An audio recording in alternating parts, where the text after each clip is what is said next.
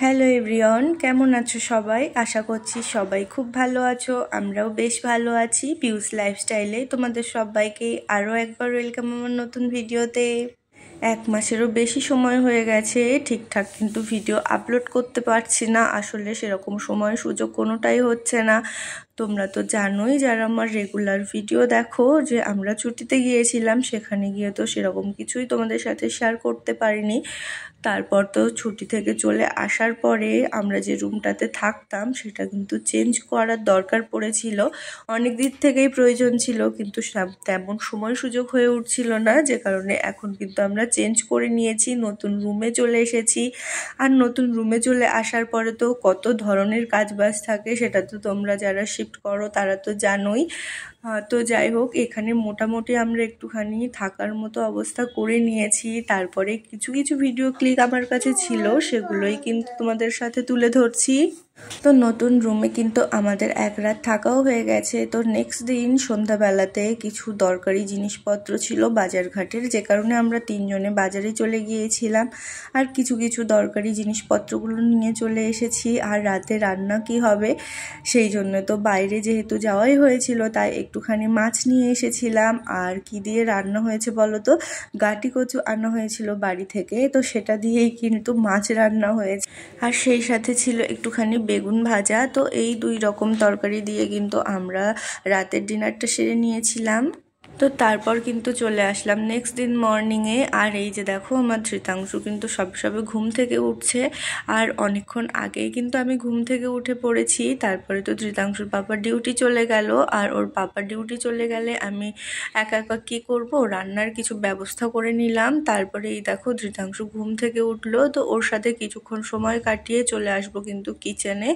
আর ওকে একটুখানি ফ্রেশ করিয়ে দেবো। তারপরে আমি ওর জন্য এরকম খাবার বানাচ্ছিলাম, আর ও কিন্তু এখানে বসেই ছিল আমি কি করছি না করছি সেটা দেখার জন্যে। আর কি বলতো, এখানটাতে এসে না, মানে এই ঘরটাতে আসার পরে আমি যদি রান্নাঘরে কোনো কাজ টাজ করতে থাকি, ও অলরেডি এই জানলার এখানটাতে দাঁড়িয়ে থাকে, দাঁড়িয়ে দাঁড়িয়ে বাইরের দিকে দেখে।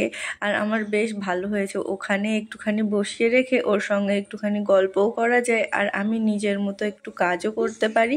তো এই দেখো, আমি কিন্তু এখানে গোলা রুটিটা বানিয়ে নিচ্ছি। আর এই 2-3 দিন ধরে কিন্তু রুটিটা বানাচ্ছি, একদমই ভালো হচ্ছে না, কেমন দেখো ছিঁড়ে ছিঁড়ে গেছে। আর ওদিকে কিন্তু ধৃতাংশুর টিফিনটা আমার রেডি হয়ে গেছে, আর তার আগেই কিন্তু সমস্ত রান্নাবান্না আমি সেরে নিয়েছি। তো এখানে দেখছো একটা নারকেল কিন্তু আমি টিফিনের কৌটোতে রেখে দিয়েছি। আসলে নারকেলটাও বাড়ি থেকে আনা হয়েছিল, আর এভাবেই কিন্তু অনেক দিন ধরে পড়েছিল। তো ধৃতাংশুর আজকে চোখে পড়েছে, ও বায়না করছিল খাবে বলে, যে কারণে আমি সমস্তটা চাকু দিয়ে উঠিয়ে নিলাম। কিন্তু একটা টুকরো মুখে দিয়েই আর কিন্তু খেলো না, ওভাবে রেখে দিল। তো যাই হোক, এখানে নারকেলটা কেটে রেখেছিলাম, সেই সঙ্গে আজকে কাঁচা কলা আলু দিয়ে মাছের তরকারি করেছিলাম, সেই সাথে উচ্ছে আলু ভাজা, আর রাতে আরবি দিয়ে মাছের ঝোল ছিল সেটাও আছে। আর ওই যে দেখছো অনেকগুলো বাসনপত্র পড়ে আছে, সেগুলো ধুয়ে রাখতে হবে। তো আজকে কিন্তু মোটামুটি 10টার মধ্যে আমার সমস্ত রান্নাবান্না হয়ে গেছে। তারপরে ধৃতাংশুর জন্য এরকম গোলা রুটি এনেছি, ও এখানে কিন্তু বসে বসে খেলছিল। তো এখানে দিলাম, তো বলে যে না আমি এখানে খাবো না, আমি বিছানায় বসে বসে খাবো, যে কারণে আবার কিন্তু ওকে বিছানাতেই খাবারটা এনে দিলাম। আর এই যে দেখো, সে বসে বসে এখানে খাবারটা খাচ্ছে। তো যাই হোক, রান্নাবান্নার পর্বটা মিটেই গেল। আর ঘরে কিন্তু অনেকগুলো কাজও ছিল, কারণ এই কাপড়গুলো কিন্তু 2 দিন ধরে শুকিয়েছি। ব্যালকনিতে অল্প একটুখানি জায়গা, আর ছাদে সেভাবে কাপড় মেলা হয় না, যে কারণে কাপড়গুলো শুকাতে কিন্তু 2 দিন লেগে গেল। তো আজকে সকালে এগুলো তুলে এনেছি, আর এখানে ফোল্ড করে করে সব রেখে দিচ্ছিলাম। আর পর্দাগুলো কিন্তু ধুয়ে দিয়েছিলাম। তো আজকে ওর পাপা এসে সেট করে দেবে। আর এই কাজগুলো করতে করতেই কিন্তু যার ঘর রেন্টে নিয়েছি সে কিন্তু এসেছিল, কিছু দরকারি কাজ ছিল যেগুলো রিপেয়ারিংয়ের দরকার ছিল। তো তিনি কিন্তু মিস্ত্রিদের নিয়ে এসে কাজগুলো করিয়ে দিয়েছে। আর আজকে ভেবেছিলাম যে মন্দিরটা প্রতিষ্ঠা করব, কিন্তু তাতেও একটুখানি দেরি হয়ে গেল। তো যাই হোক, সব কাজবাজ কিন্তু অলরেডি মিটে গেছে। তারপরে কিন্তু স্নান টান সেরে এখানে বসে পড়লাম ধৃতাংশুকে খাওয়ানোর জন্যে। আর ওই যে ধৃতাংশুকে খাওয়াতে খাওয়াতে ওর পাপা চলে এসেছে। আর সাথে নিয়ে এসেছে চকোপাই। তো এই দেখো মুখের ভিতরে কিন্তু ভাত নিয়ে বসে আছে, আর ভাতটা শেষ হতেই সেই ফাঁকে ফাঁকে কিন্তু একটু একটু করে চকোপাই খেয়ে নিচ্ছে। তো খাওয়া দাওয়ার পরে কিন্তু সবাই একটুখানি ঘুমিয়ে পড়েছিলাম, আর ঘুম থেকে উঠে ওর বাবা চলে গেল একটুখানি কাজে, আর ধৃতাংশ দেখো এখানে অরেঞ্জ খাচ্ছে।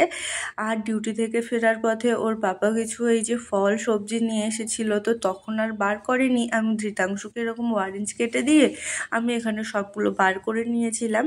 তো এই যে একটা আনারস নিয়ে এসেছে, সেই সঙ্গে কিন্তু কাঁচা পেঁপে নিয়ে এসেছে, টমেটো আর পাতিলেবু এনেছে, কারণ পাতিলেবু ছিলই না, আর লিকার চায়ে তো তার রোজ দিন পাতিলেবু চাই, যে কারণে এই কটা জিনিসপত্রই নিয়ে এসেছে। তো সেগুলো কিন্তু আমি সব এখানে গোছগাছ করে রেখে দিচ্ছিলাম।